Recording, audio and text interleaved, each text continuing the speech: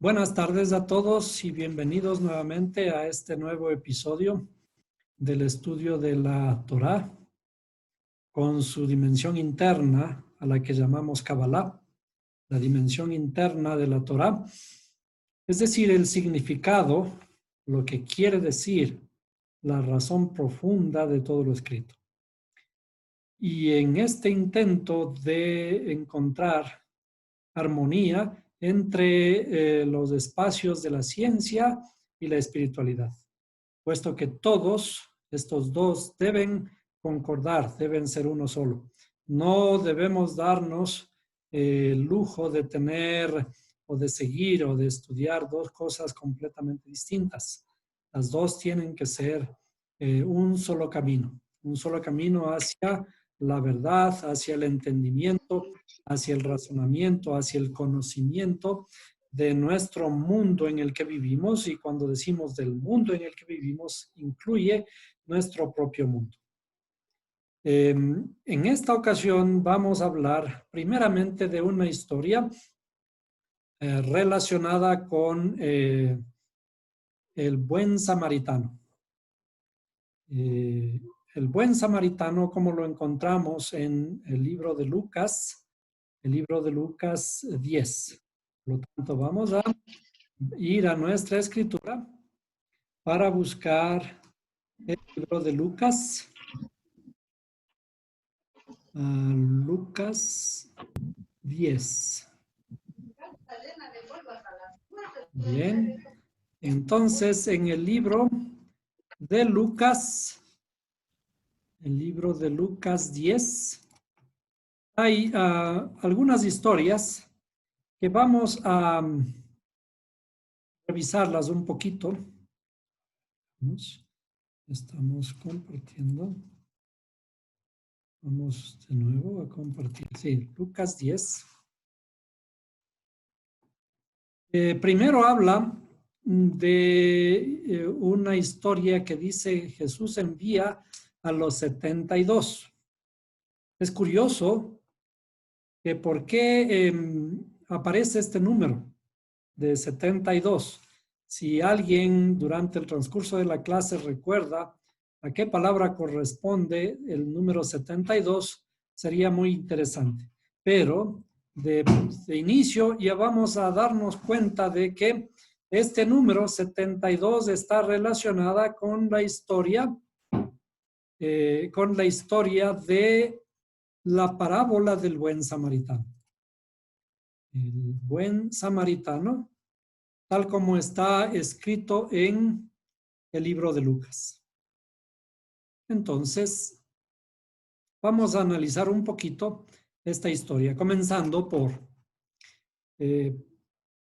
en la escritura no está en sí la palabra buen samaritano. Solamente habla de un samaritano. Más abajo en el texto dice Lucas 10:33, y un samaritano que transitaba, ¿sí? Aludiendo a esta historia, decíamos, está escrito como simplemente un samaritano. No dice un buen samaritano, ¿no? Aquí hay algo que yo quiero resaltar en el sentido de que normalmente nosotros asumimos, debido a tal como está escrito, asumimos ciertas razones de quien lo escribió. Quien puso este título, dice la parábola del buen samaritano, en un sentido nos hace pensar, de alguna forma nos hace pensar que todos los samaritanos son malos. Y como todos los samaritanos son malos, aquí encontramos una excepción. Aquí hay un buen samaritano. ¿Qué implica esto? O sea, por alguna razón nuestra escritura fue traducida por estas personas que se esforzaron por transmitirnos la palabra a nuestro tiempo. Y como ustedes recuerdan, la la versión más común que nosotros tenemos en nuestras manos es la versión Reina Valera. De hecho, estoy leyendo la versión Reina Valera en esta versión digital, ¿no? Reina y Valera eran dos sacerdotes católicos y esta traducción fue difundida alrededor de 500 años atrás. En ese tiempo, los curitas estaban influenciados muchísimo por esa estructura de pensamiento antisemita. Y como antisemita, también de alguna forma se tenía alguna relación con los samaritanos, que los samaritanos también son descendientes de los judíos, son muy hermanos de los judíos, primos hermanos de los judíos, y había que darles esta connotación de que los samaritanos no son buenos. De hecho, en la escritura aparece como que los samaritanos estaban enemistados con los judíos. Y entonces, si nosotros recordamos en nuestra historia, las clases pasadas que hemos visto, los samaritanos ocupaban una tierra del norte de Israel. Vamos a dejar por un momento esta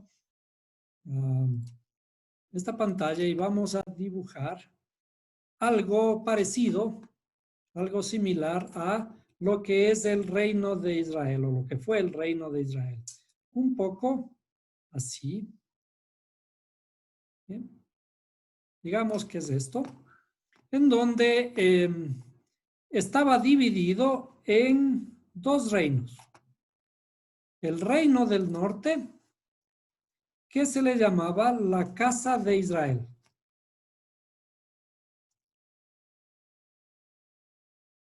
Y el reino del sur, llamado la casa de Judá. La casa de Judá. La casa de Israel estaba compuesta de 10 tribus. Y la casa de Judá de 2 tribus. Y las 2 tribus del sur. En términos generales, esto fue la división que ocurrió después de los reinados de los 3 reyes, Saúl, David y Salomón, en donde el reino era un solo reino. Después de estos 3 reyes, su descendencia dividió la tierra de Israel en dos reinos, y las 2 tribus de Judá correspondían a Judá y Benjamín. ¿Sí? Y estas son las tribus que estuvieron en los tiempos de Jesús. ¿Qué pasó con las 10 tribus del norte? Las 10 tribus del norte en el año aproximadamente 700 años antes de nuestra era común, ¿sí?, fueron conquistados por los asirios. Los asirios vinieron del norte, nororiente, y conquistaron este territorio y fueron llevando cautivos a estas 10 tribus. ¿Sí? Y los fueron llevando hacia Asiria. Entonces, en esta época desaparecieron estas 10 tribus, porque cuando fueron al exilio nunca volvieron, nunca regresaron en realidad a Israel. Es decir, fueron unos pocos que fueron llevados cautivos a Siria, pero la mayoría de este pueblo fue esparcido hasta lo último de la tierra, como dice la Escritura. Fueron esparcidos hasta lo último de la tierra. ¿Sí? Entonces, desde luego que no todos estos de las 10 tribus de la casa de Israel fueron. Se quedó un pequeño número de estas personas de las 10 tribus que se quedaron aquí en el norte de Israel. Pero se quedaron a convivir con todos los otros pueblos cananitas. Y como se quedaron a vivir con los cananitas, este remanente, estas personas, estas pocas personas de la casa de Israel, se gentilizaron. ¿Qué significa que se gentilizaron? Se gentilizaron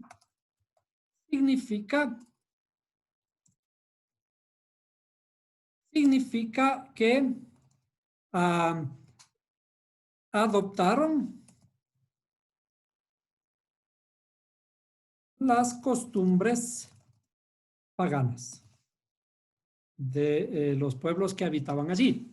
Entonces, debido a esa mezcla de este remanente de las tribus de Israel, aquí, en esta parte, en el territorio de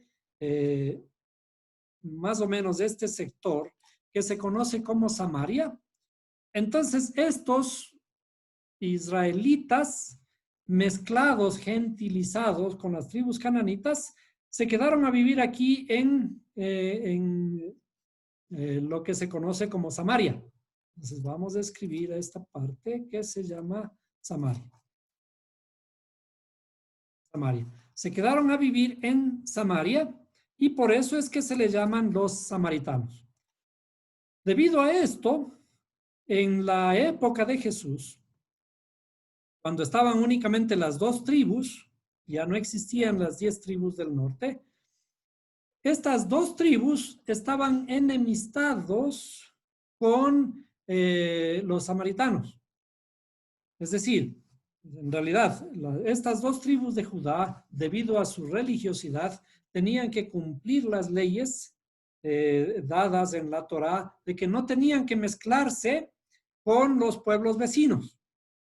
Y entonces, al considerar que estos samaritanos se habían idolatrizado, se habían entregado a las costumbres, no todas, algunas de las costumbres paganas, entonces les tenían recelo, eran como enemigos de los samaritanos y les consideraban lejanos.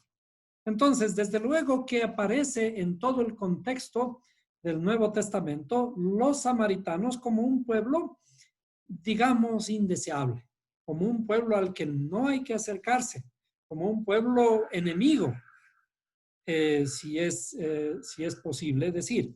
Entonces, en esta época en el que aparece Jesús, en donde estaba controlado el pueblo, todo el pueblo de Israel, por los romanos en cuanto al poder civil. Pero en cuanto al poder religioso, estaban siendo controlados por los sacerdotes. Y recuerden que estos sacerdotes que controlaban el templo eran los que habían sido puestos por las tribus de los macabeos que expulsaron a los griegos 200 años atrás. Entonces, como siempre, cuando alguien gana, el que gana impone su ley. Entonces, los sacerdotes fueron puestos por la tribu de los macabeos y no eran en sí los sacerdotes que debían sucederse de acuerdo a la estructura que está especificado en los libros de la Torá, los sacerdotes y los levitas que debían estar en el templo. Entonces, por eso vemos que en las historias del Nuevo Testamento relacionadas con Jesús hay mucha discordia con muchos fariseos y sacerdotes de la ley en relación con la Torá, pero también específicamente en los pueblos samaritanos, y vemos que varias veces aparecen los samaritanos en las historias y no muy bien vistos cuando Jesús se acerca a los samaritanos para, por ejemplo, hacerle sanidad, para hablar con una mujer, o en este caso acerca de la historia de este famoso buen samaritano. Debido a esto, es que toma este tinte que menciono yo, trato de expresar un poquito el hecho de ser un buen samaritano, como que equivale a decir, ¿sí?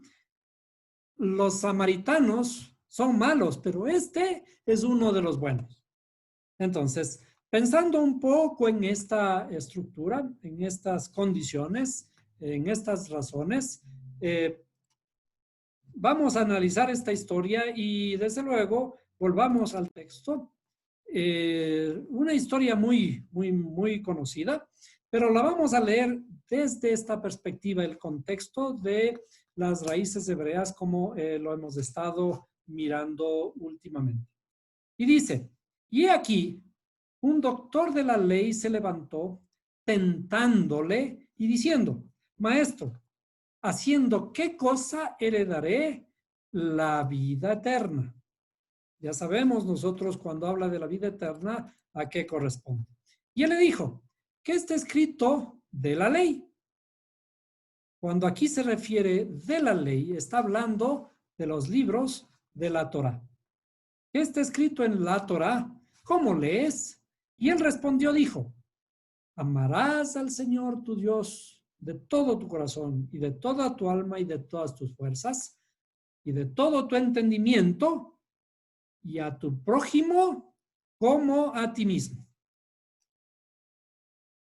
Y le dijo, bien has respondido, haz esto y vivirás. Es decir, estaba correcto. Este sabio de la ley, este maestro de la ley, o doctor de la ley, ¿no? Sabía perfectamente la ley. Ahora, ¿a dónde le lleva Jesús? Le lleva precisamente al extremo y le dice, bien has dicho, haz esto y vivirás. Mas él, queriéndose justificar a sí mismo, dijo a Jesús, ¿y quién es mi prójimo? ¿Cierto? Para saber, bueno, a ver hasta dónde llega, porque siempre cuando hacemos preguntas, a veces tenemos detrás de las preguntas alguna cosa escondida. Entonces, él quería esforzarse por inquirir más allá para averiguarle qué dice respecto del prójimo. Y precisamente entonces Jesús sale con algo, una historia que nos lleva a pensar en este famoso samaritano. Los samaritanos son malos desde este punto de vista, ¿no es cierto? Aquí en la escritura los samaritanos eran considerados paganos y por lo tanto malos. Y respondiendo Jesús dijo, un hombre descendía de Jerusalén a Jericó y cayó entre ladrones, los cuales le despojaron e hiriéndole se fueron dejándole medio muerto. Aquí hay una cosa muy interesante que siempre tenemos que reflexionar al leer. Cuando leemos la escritura, en realidad debemos detenernos e inquirir en los porqués de cada parte en el texto. Aquí dice, un hombre descendía de Jerusalén a Jericó. Aparentemente esto es un asunto geográfico. Jerusalén está en un lugar alto y Jericó en realidad es una ciudad que está a 240 metros debajo del nivel del mar. Y esto es debido a que Jericó está a muy pocos metros del Mar Muerto y el Mar Muerto está en una depresión geográfica que está alrededor de 300 metros debajo del nivel del mar. Debido a esto es una tierra muy caliente y el camino entre Jerusalén a Jericó es en realidad un desierto. No hay mayormente aldeas en el camino. Entonces hay lugares que son completamente desiertos y en este desierto fue atacado este ladrón. Pero es curioso que de todas maneras dice un hombre descendía de Jerusalén a Jericó. O sea, hay un descenso.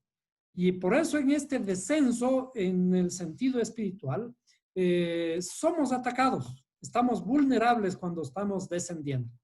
Y ahora dice, y aconteció que descendió un sacerdote por el mismo camino y viéndole, pasó de largo. ¿Por qué un sacerdote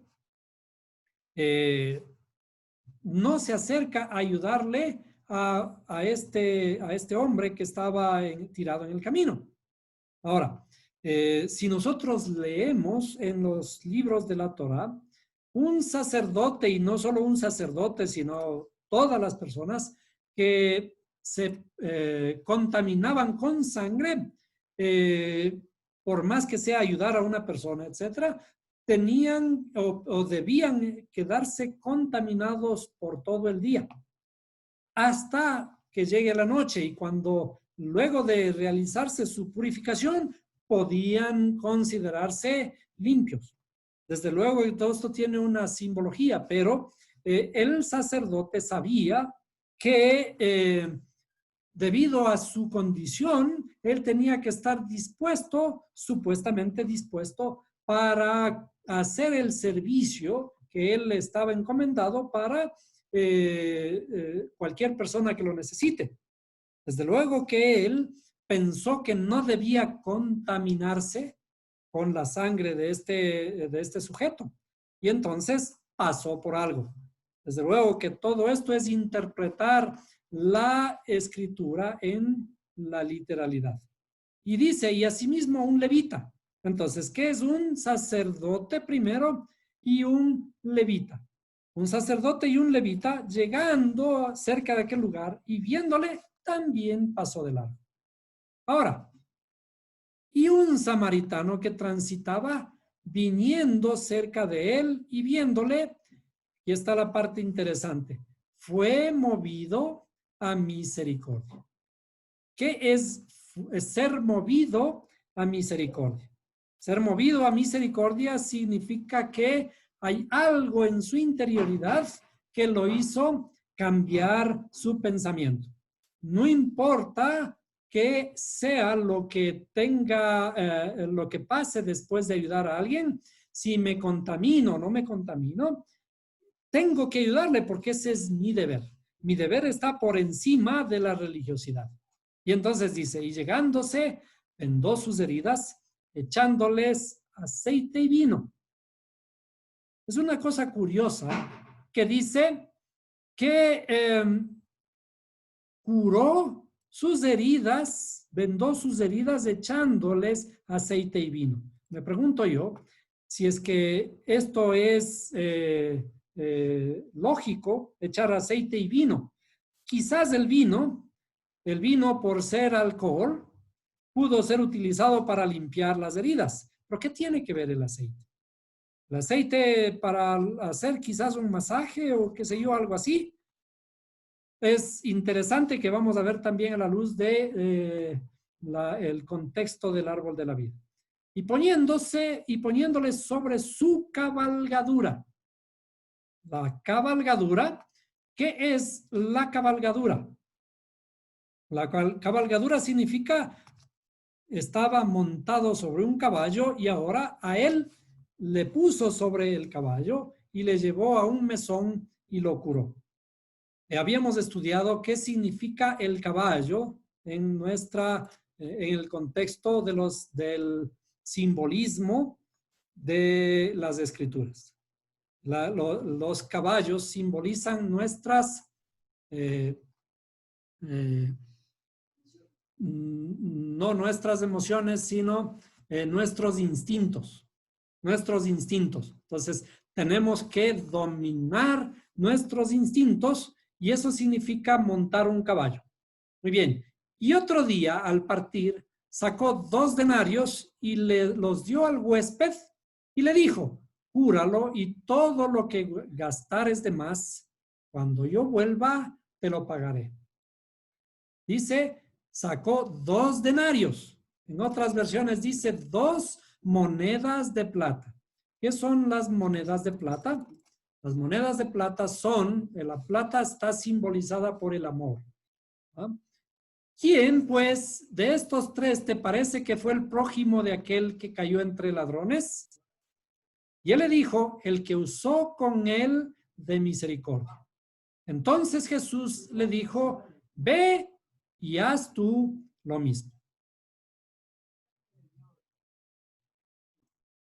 Bien, entonces, analizando esta historia, decíamos que el buen samaritano, como está llamado en la historia un buen samaritano, es el único que se acerca a echarle aceite y vino en sus heridas. ¿Qué significa esto? El samaritano es una persona extranjera. Como hemos visto en otras historias, es un extranjero de Israel, respecto del pueblo de Israel, en este caso de la casa de Judá. Este pueblo, este extranjero es el que hace bien. Desde luego que aquí este doctor de la ley no tenía más remedio que aceptar la respuesta a esta pregunta que le hace Jesús y le dice, ¿quién de estos obró? ¿Quién de estos fue el prójimo de este hombre que cayó herido? Entonces él dijo, desde luego, el que obró misericordia. Ni siquiera nombró al samaritano. Entonces, de lo que hemos visto en las clases pasadas hemos visto que Mashiach desciende de otros pueblos, como conocemos, por ejemplo, aquí en dónde está Samaria. Samaria está en el lado oriental, por aquí. Perdón, no Samaria, estoy hablando Ruth, el pueblo de Ruth, ¿cómo se llama?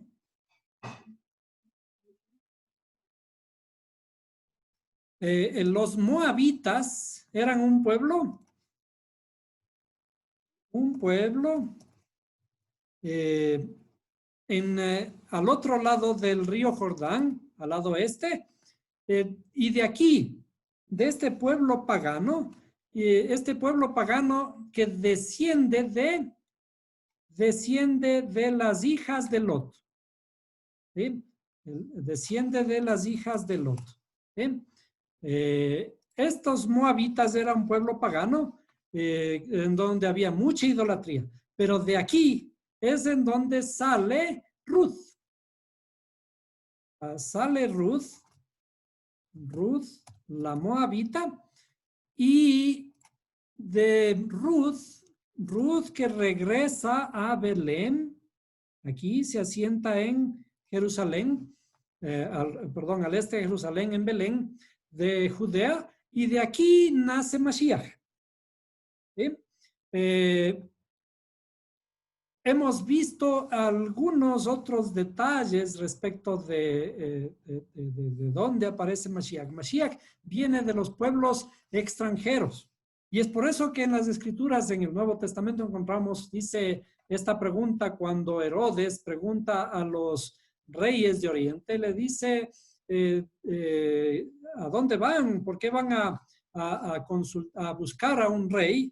Y entonces consulta con sus asesores y le dice, ¿acaso algo bueno va a salir de Belén de Judea? Y ellos le responden, desde luego, desde ahí tiene que venir Mashiach.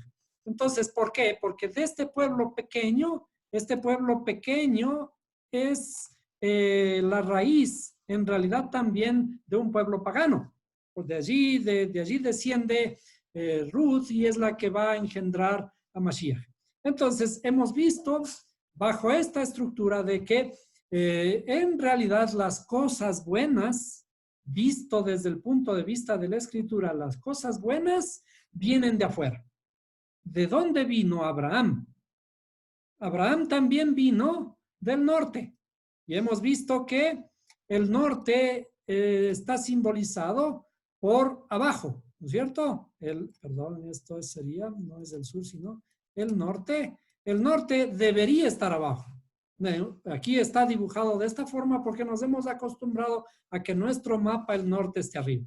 Entonces, Abraham también vino de afuera, vino de Ur de los Caldeos. Y luego de sus 10 viajes espirituales, son viajes que simbolizan su espiritualidad. Después de esos 10 viajes se transforma en un hebreo. Entonces, las cosas que como están especificadas en la Biblia vienen de afuera. Ahora, ¿qué significa que este samaritano sea movido a misericordia. Hemos visto en la historia, dice que llegándole vendó sus heridas y echándoles aceite y vino y poniendo sobre su cabalgadura le llevó a un mesón y lo curó. Y sacó 2 denarios al siguiente día y los dio al huésped del mesón para que lo cure. Aquí vamos a revisar un poquito lo que algún momento hemos estudiado relacionado con el estar sobre la ley. Hay una historia paralela a esta, que es la historia del milagro de caminar sobre las aguas. Si este es el mar y estas son las olas, ¿sí? Un cierto día estaban los discípulos navegando en su barca. ¿Sí? Estaban navegando en su barca en el mar de Galilea. ¿Sí? Y estando navegando, ocurrieron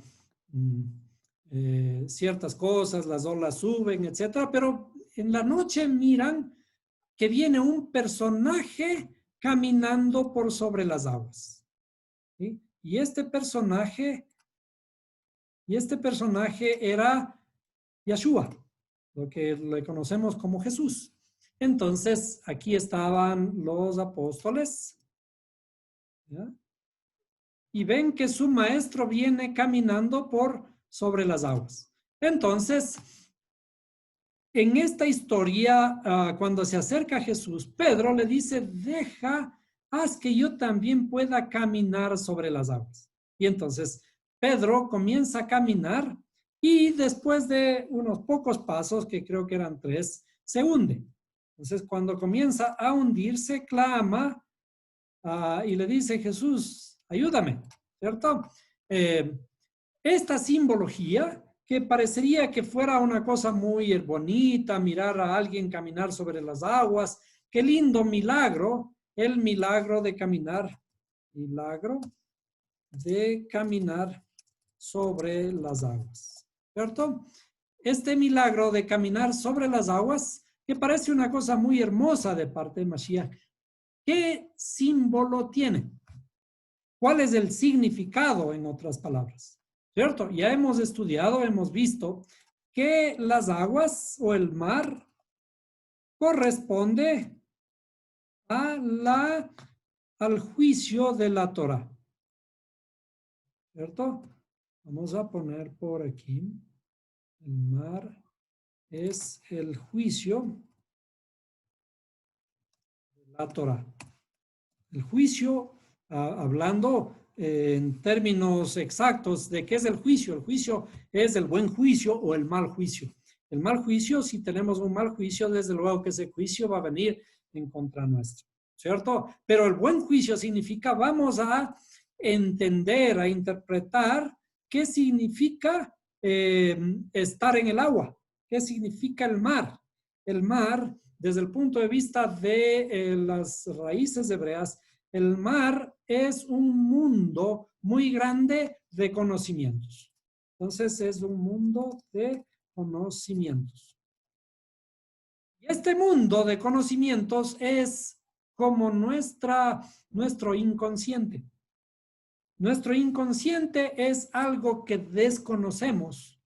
Desconocemos mucho, desconocemos tanto que nos resulta difícil conocer qué hay dentro.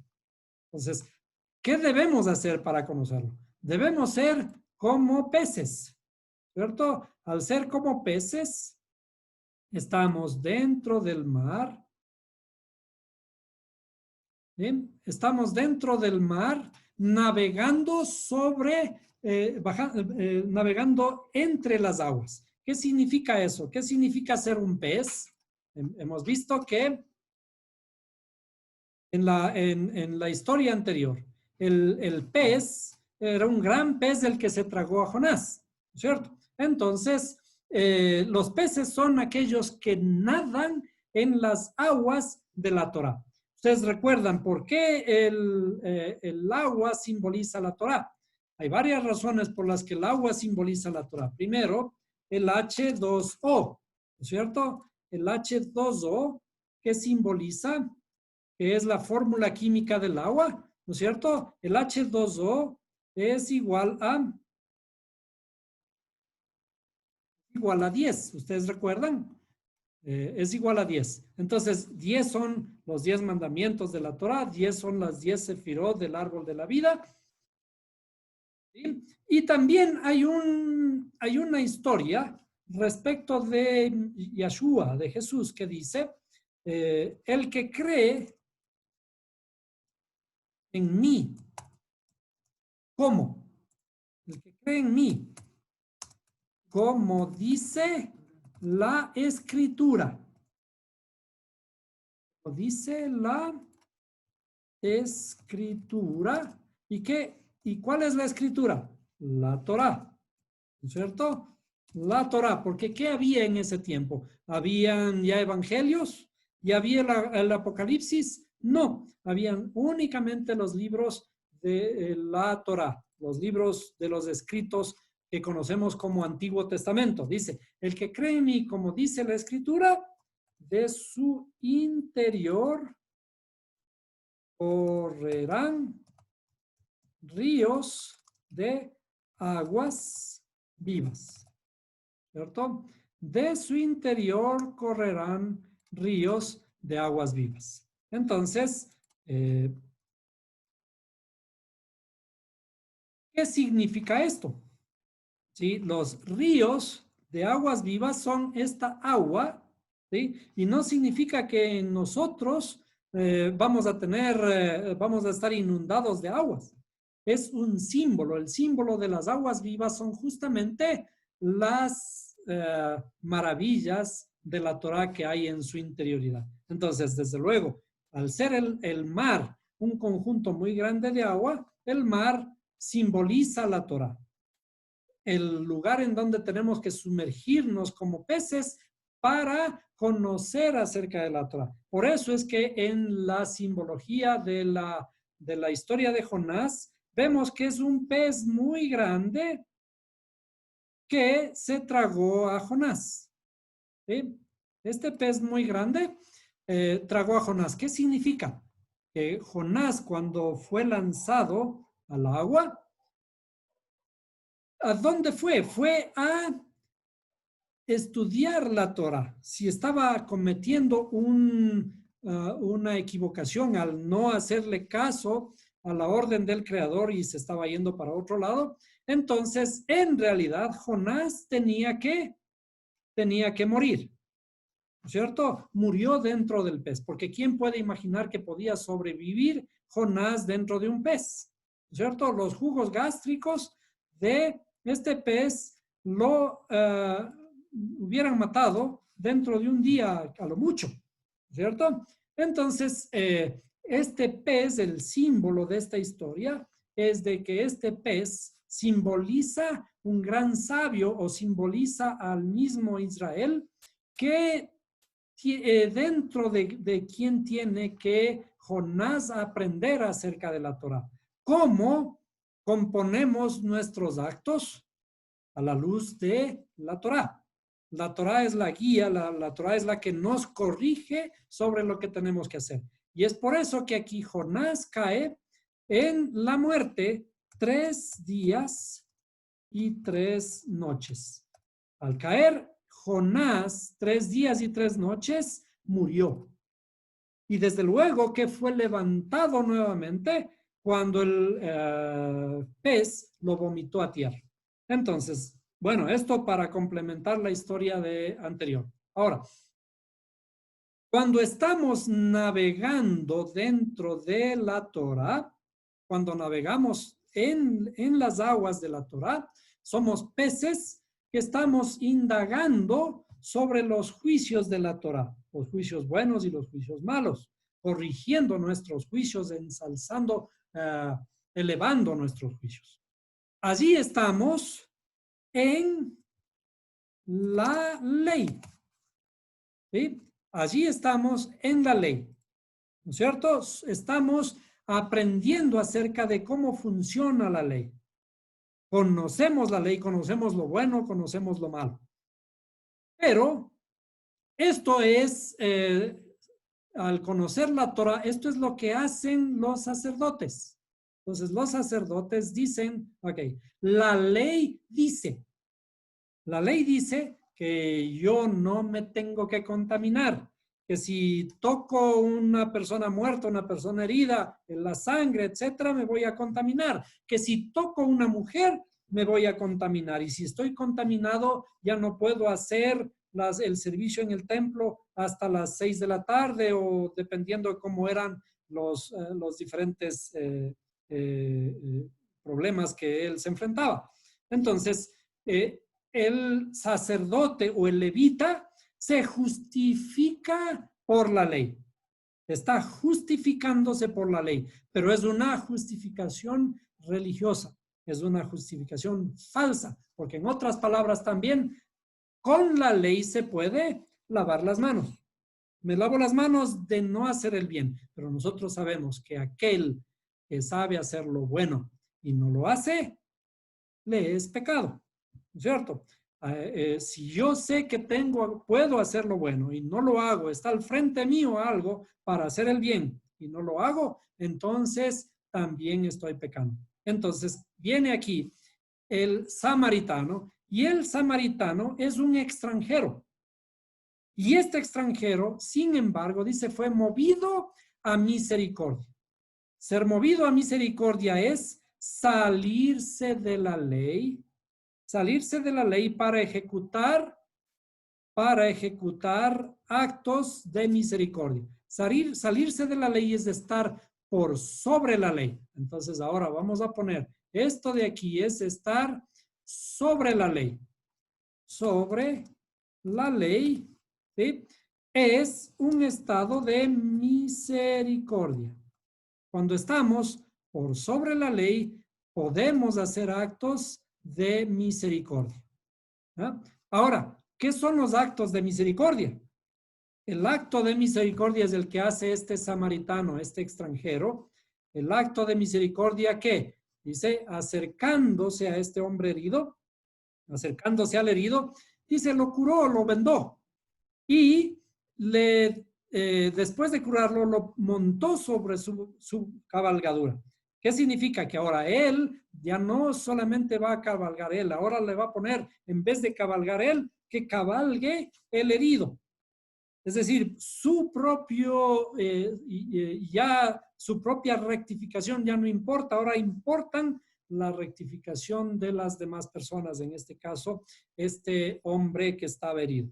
Y entonces sacó 2 monedas de plata y le pagó al dueño del mesón para que cuidara de él.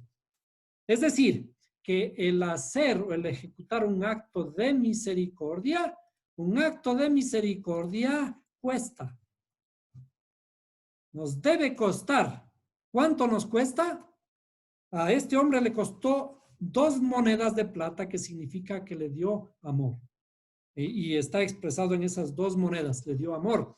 El estar por sobre la ley nos cuesta en el mismo sentido que dice la escritura relacionando con el ser semejantes a Cristo.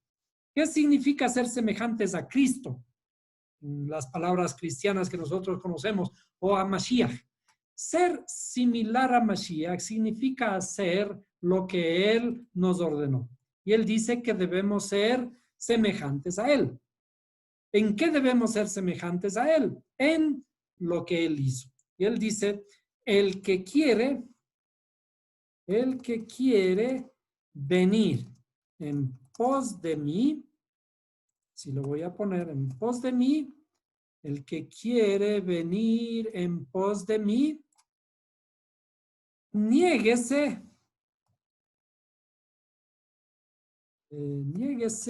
a sí mismo,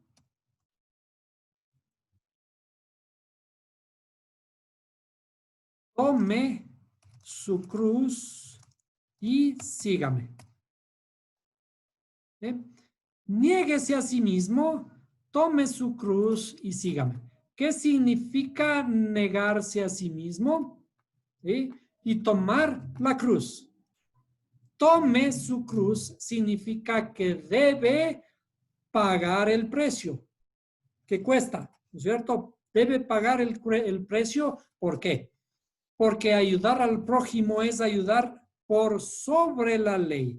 ¿Sí? En la ley aceptamos lo que Él hizo por nosotros. Aquí, esto fue gratuito lo que Él nos dio. Estamos aprendiendo acerca de la Torá, acerca de todo lo que Él hizo. Pero sin embargo, yo debo ser como Él. Y para ser como Él, tengo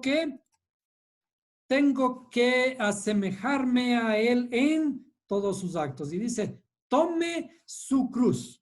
Es decir, también tiene que hacer un sacrificio por los demás. Ese sacrificio, el sacrificio es algo que cuesta.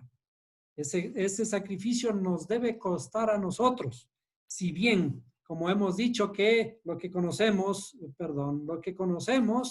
por lo que nos han enseñado, la gracia es gratuita. Desde luego, la gracia es gratuita. Sin embargo, mi misericordia me debe costar. La gracia está bien, es gratuita, la que yo recibo, pero lo que voy a dar, ¿sí?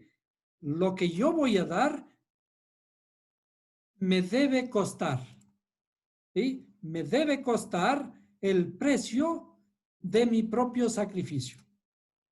Es decir, yo tengo que dar a otros, cuando dice ama a tu prójimo como a ti mismo, el conocerme a mí mismo me debe costar. ¿Para qué? Para compartir con los otros, para yo dar a los otros, debo hacer lo que hizo Mashiach.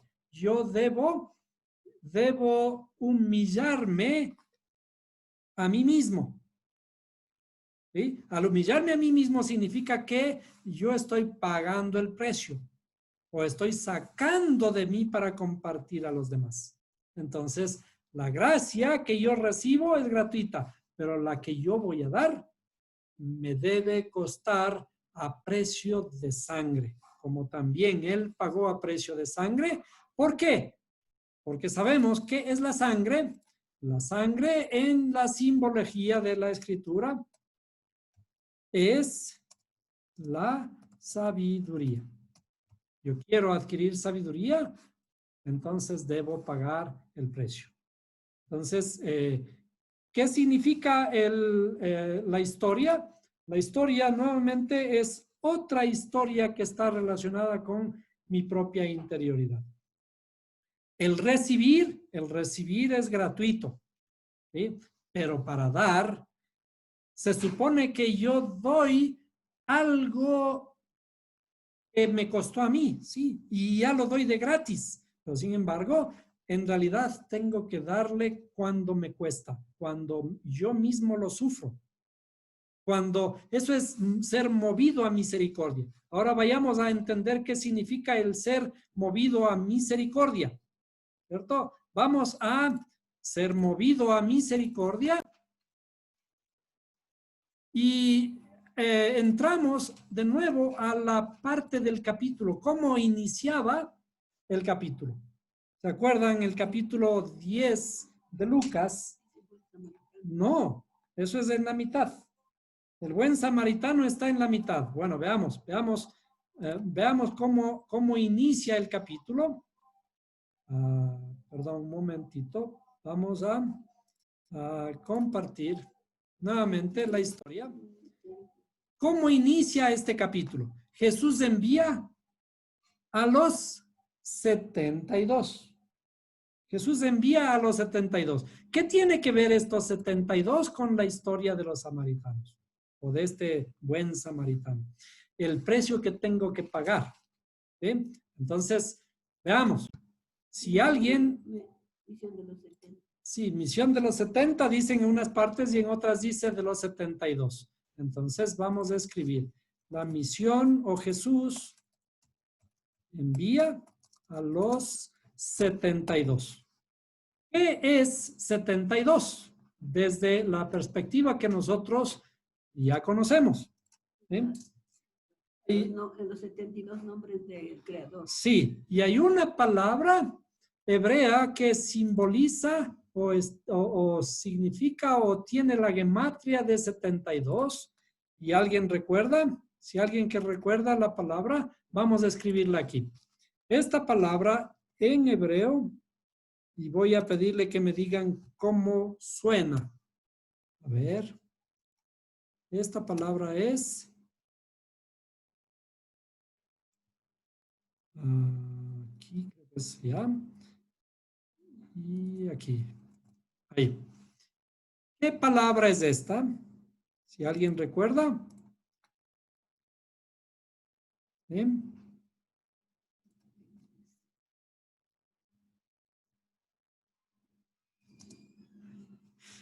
Si alguien recuerda, a ver, es Het, Samech y Dalet. ¿No? ¿No? Het, Samech y Dalet. Vamos, pero tratemos de pronunciar. ¿Cómo se pronuncia aquí? Este es como J. Sí. ¿Ya? Este es como S. Y este es como una Dalet. ¿Ah? ¿Qué? Gesed. ¿Y qué es Gesed? Misericordia. ¿Sí? Entonces, ahora, esta palabra que significa misericordia tiene gematria. ¿Qué gematria tiene? Bien, veamos. Veamos la gematria de... ¿ya? La gematria de Gesed, ¿qué es?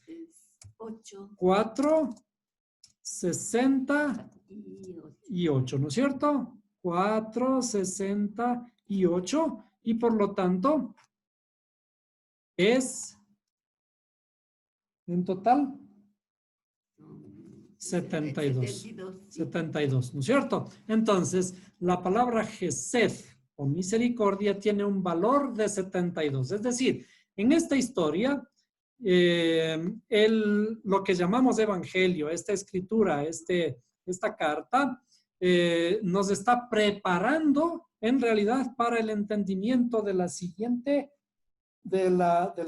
historia, de la misericordia. ¿Qué es ser movido a misericordia? Entonces, ser movido a misericordia, por lo tanto, debe prepararnos, la misericordia debe prepararnos para pagar un precio. Para pagar un precio por el amor a los demás. En realidad, en las escrituras, todo es paradójico, todo es diferente, todo es al revés. La misericordia nos debe preparar para pagar un precio por el amor a los demás. Ese ser movido a misericordia significa que yo tengo que preocuparme por los demás. Tengo que preocuparme en varios sentidos. El sentido de dar, el sentido de compartir. Yo ya he recibido por lo que se conoce por gracia. Si alguien recuerda cómo se escribe en hebreo la palabra gracia. La palabra gracia, ¿alguien recuerda? La palabra gracia es en hebreo. La palabra gracia en hebreo es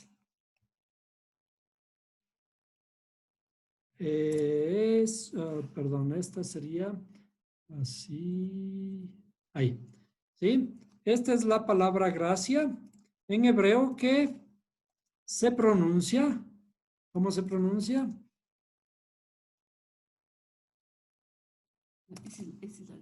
Sí, la palabra gracia es gen.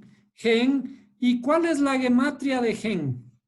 ¿Ah? ¿Y en qué contexto aparece la palabra gracia? El primer contexto en que la palabra gracia es en el contexto de Noé. ¿Se acuerdan? Sí. ¿Por qué? Porque Noé es inverso, es simétrico a la palabra gen. Entonces, gen es la gracia que nosotros recibimos. Entonces, vamos a poner por aquí la gracia se recibe gratuitamente. Entonces, ahí, la gracia, vamos a ponerle así, ¿no? La gracia se recibe gratuitamente. ¿Sí? Pero la gracia se recibe gratuitamente y por eso es que aparece, es una de las primeras historias después del primer juicio que hay con agua, en este contexto de Noé. Entonces, nosotros recibimos esta gracia de parte del Creador en forma gratuita. Pero ahora, debemos aprender a compartir. Es decir, existen aquí tres grandes grupos. El recibir, vamos a escribirlo aquí. El recibir,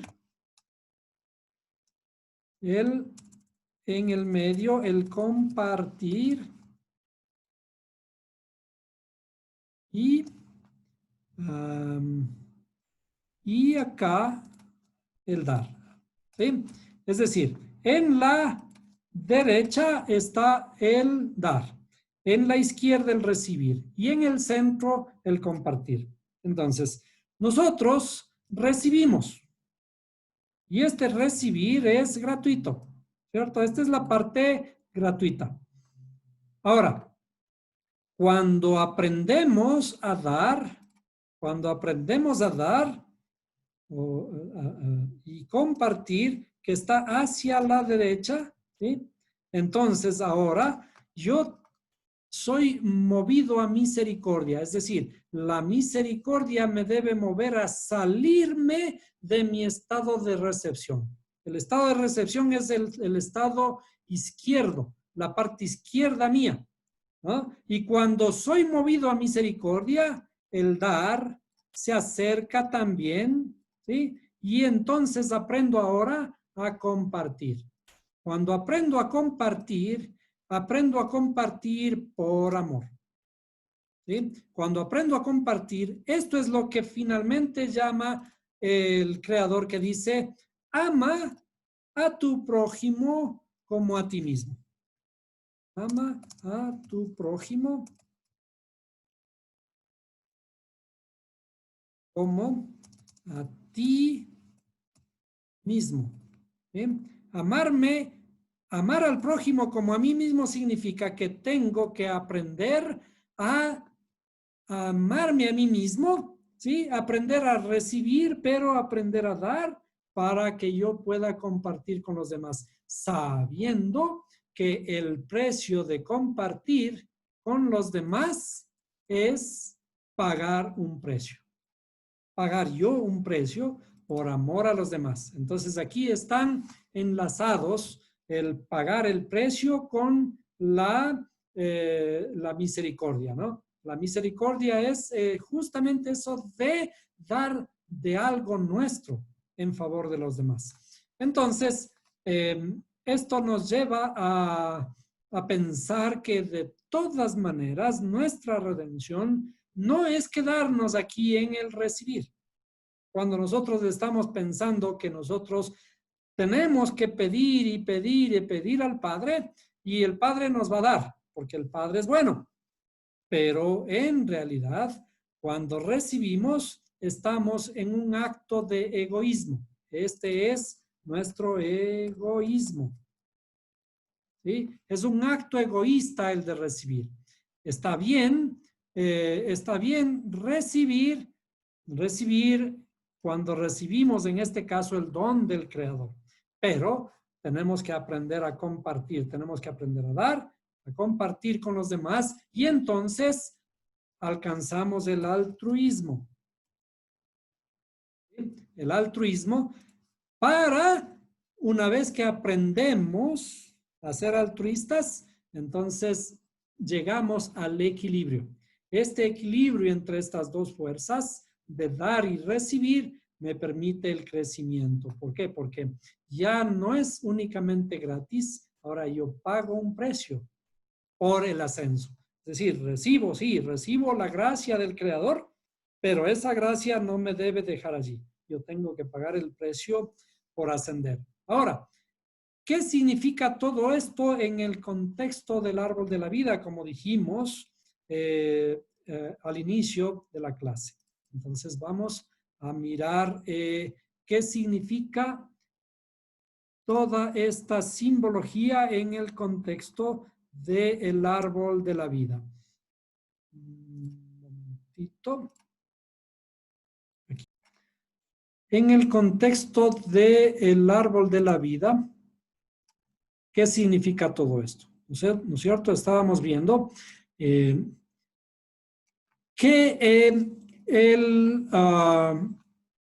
este buen samaritano dice que le curó con aceite y vino. Aceite y vino. Y el aceite y vino son estas dos estructuras que tienen que ver con la sabiduría. ¿Ustedes recuerdan? La sabiduría, ¿sí? Y el entendimiento. ¿Sí? Entonces aquí tenemos la sabiduría como el vino, ¿sí? Y el aceite,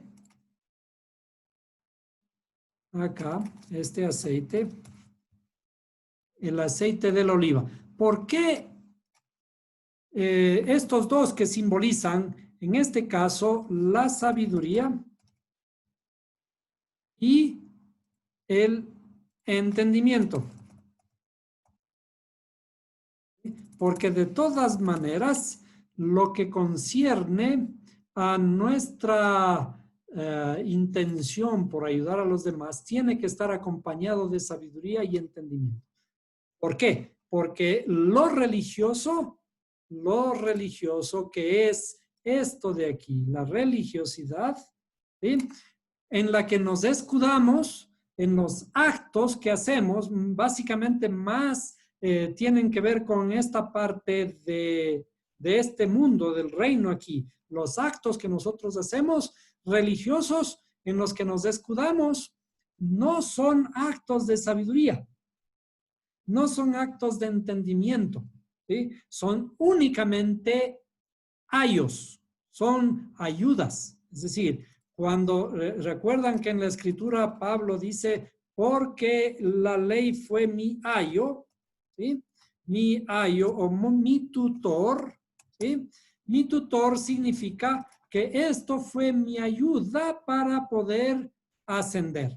Y en realidad lo que debemos buscar es ascender en el árbol de la vida. ¿Hacia qué? Hacia lo que conocemos como cielos. ¿Qué son los cielos? Los cielos son la parte sublime, la parte superior, nuestra cabeza, en donde allí está la sabiduría y el entendimiento. Cuando llegamos a un estado de sabiduría y entendimiento, podemos dominarnos a nosotros mismos, ¿sí? Podemos dominar nuestras emociones.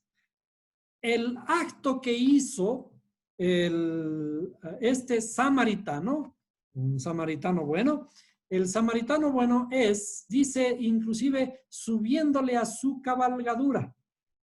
Estas son sus cabalgaduras, la cabalgadura son sus instintos. Entonces, el instinto de el samaritano, ¿cómo puede utilizarlo? Porque ya está rectificado, ya puede él compartir con otro, es decir, él ya sabe montar, él ya sabe controlar sus instintos, ahora puede compartir su instinto con el otro para ayudarlo en el ascenso.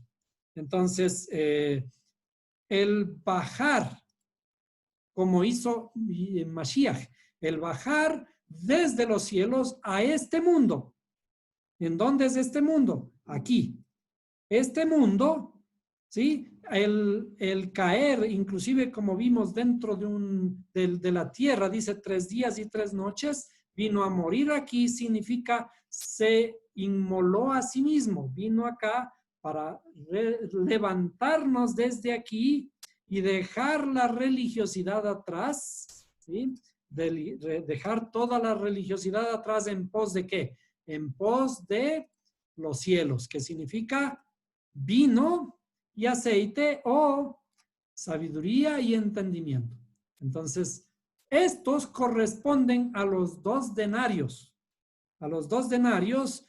que por amor tuvo que bajar, igual que en Mashiach, por amor tuvo que descender. Los 2 denarios son la sabiduría y el entendimiento que le entregó al dueño del mesón para que curara sus heridas. Entonces, el vendarle, curarle con sus heridas. El vino nos sirve para, decíamos, limpiar la herida, para desinfectar la herida. Y el aceite significa el bálsamo para poder hacerle como un masaje. Los masajes nos ayudan a relajarnos.